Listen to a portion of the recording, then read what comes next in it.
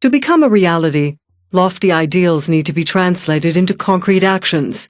One of the great ideals of our time is the humanitarian imperative. The notion that there exists a right to receive and to give humanitarian assistance wherever it's needed in order to prevent and alleviate human suffering, protect life, and ensure respect for all human beings without discrimination. When disaster strikes, the humanitarian imperative boils down to ensuring that people have access to water and food, shelter and healthcare, protection and safety, and that they're listened to. Simple, yet essential. But anyone who has ever been involved in humanitarian response knows that making all this happen is anything but simple.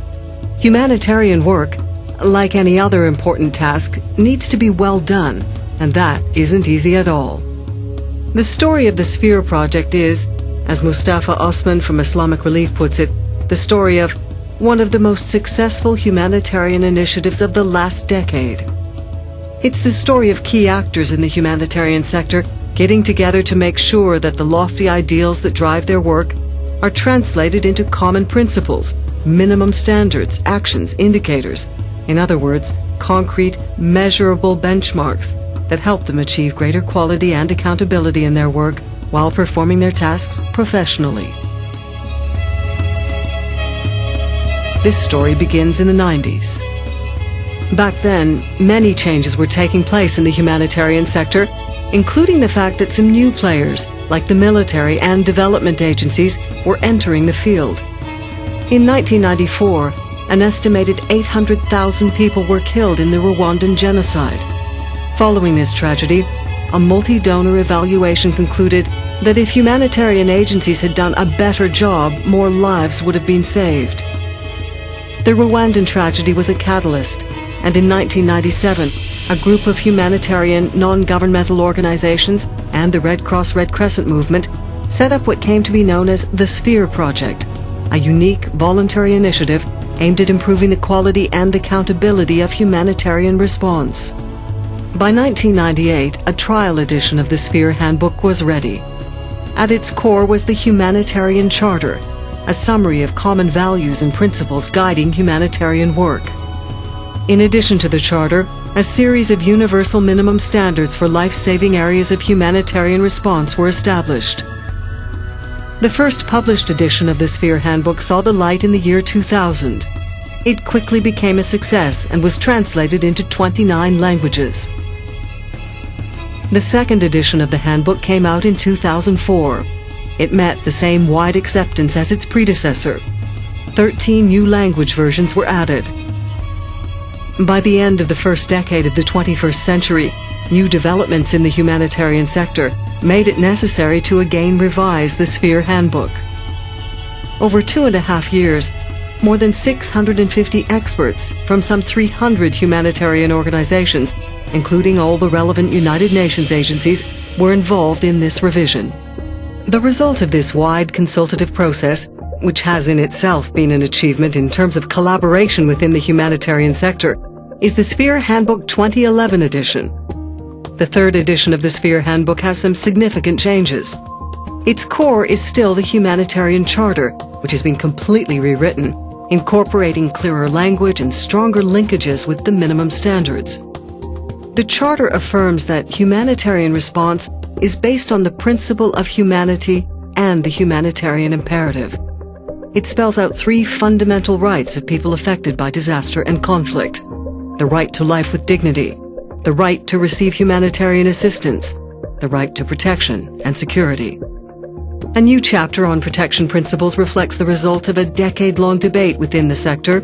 It's grounded on the conviction that protection is intrinsic to all humanitarian response, and that all humanitarian actors must be concerned with the protection and safety of populations affected by disaster and conflict. There are 4 protection principles. First, avoid exposing people to further harm as a result of your actions. Second, ensure people's access to impartial assistance in proportion to need and without discrimination. Third, protect people from physical and psychological harm arising from violence and coercion. Fourth, assist people to claim their rights, access available remedies, and recover from the effects of abuse. Core standards are a practical expression of the principles described in the Humanitarian Charter and the entry point to the technical minimum standards. They refer to processes that need to be put in place and to the people involved. Core standards focus on community-centered response and give visibility to coordination as well as performance and learning. Taken together, the Humanitarian Charter, the protection principles, and the core standards constitute the backbone of the Sphere Handbook. By stating that humanitarian response is that which is concerned with the basic rights of people affected by disaster and conflict, these three tools affirm humanitarian principles as paramount.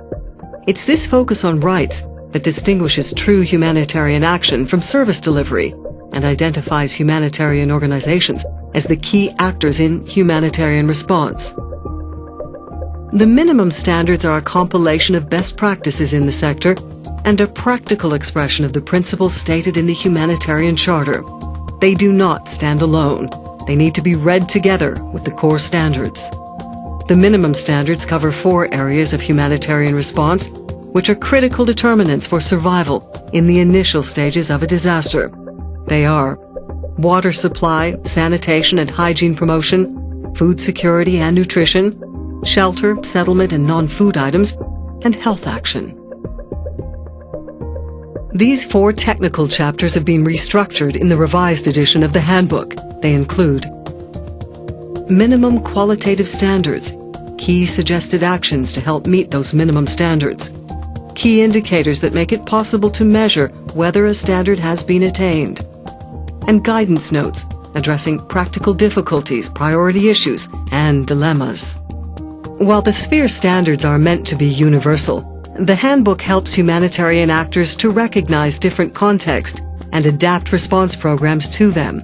It offers guidance on how to attain universally applicable standards in concrete situations. When the circumstances make standards impossible to meet, they are still useful as guidance. Furthermore, by explaining why they've not been met, they serve as accountability benchmarks. In addition to the rewrite of the Humanitarian Charter, the new chapter on protection, and the restructured technical chapters on minimum standards, the handbook has some other new features. It takes education in emergencies as well as humanitarian reform into account. It considers emerging issues like civil-military relations, cash transfers, and early recovery of services and livelihoods. A series of cross-cutting themes address vulnerability factors such as gender, children, and HIV and AIDS, among others. As Peter Walker, the director of the Feinstein International Center at Tufts University, says, what keeps the Sphere Handbook relevant is its insistence on being evidence-based and thus open to being updated as new evidence of needs and best practice come to light. The Sphere Project story started a decade and a half ago. Today, with its rights-based, people-centered approach, the Sphere Project and its handbook help equip humanitarian actors to continuously strive for quality and accountability in their work. The project has become a force for cooperation and coordination within the humanitarian sector. Being a state-of-the-art summary of best practices, the handbook enables a truly professional approach to humanitarian response. Valerie Amos is the UN Under-Secretary General for Humanitarian Affairs and its Emergency Relief Coordinator.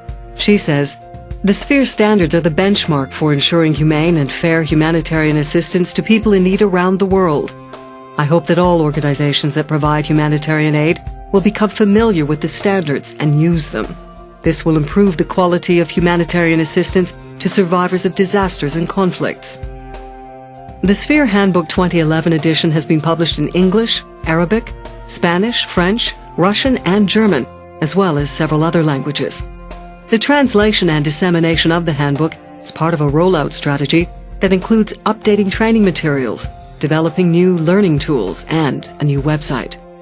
With the new edition of its handbook, the Sphere Project is ready for the years to come. For Michele Galletta, the Secretary General of the International Federation of Red Cross and Red Crescent Societies, Sphere is called to play a crucial role. We live in a world, Galletta says, in which the need for quality and accountability in humanitarian response is undisputed. The Sphere standards have and will continue to play a central role in raising humanitarian standards to the necessary level. We sincerely hope, he says, that they will continue to be taken up and implemented by the widest possible range of humanitarian actors.